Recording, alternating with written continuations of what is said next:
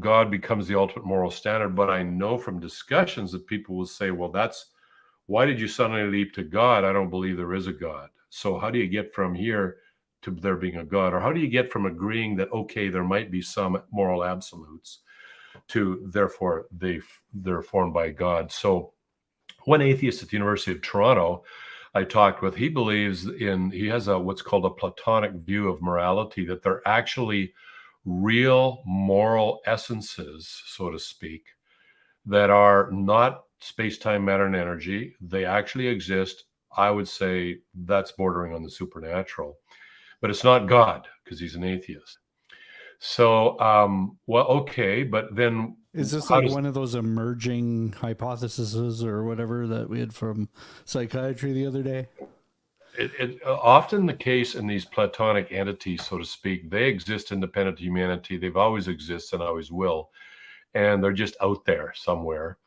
And somehow we should, observe those. But when you actually look at moral laws, they're only useful to minds capable of moral deliberation. They're not useful to a fence post, because fence posts can't say, should I do this or that? It doesn't have a brain, doesn't have a mind, can't make moral choices. And even a brain is not good enough if that's all you have. Because as Sabina Hossenfelder argued, and I would agree, if all there is the material world, then everything your brain thinks, does, and says is just a brain state determined by chemistry and physics. You're not actually making any choices. So that raises the second thing about moral values or moral laws. They're only useful to beings capable of moral deliberation and who can actually make a real decision on whether to do this or that. So then it boils down to, well, what is the best explanation for where these moral laws come from? Well, if you find a recipe for chocolate cake on the sidewalk, you could say, well, where did this come from? A very good explanation would be it comes from someone who has an appreciation for chocolate cake and wants other people to know about it. So the best explanation for moral laws that are only useful to minds with free will has to be, or should be, that the moral laws ultimately come from a mind itself that's capable of understanding morality and that has and free will.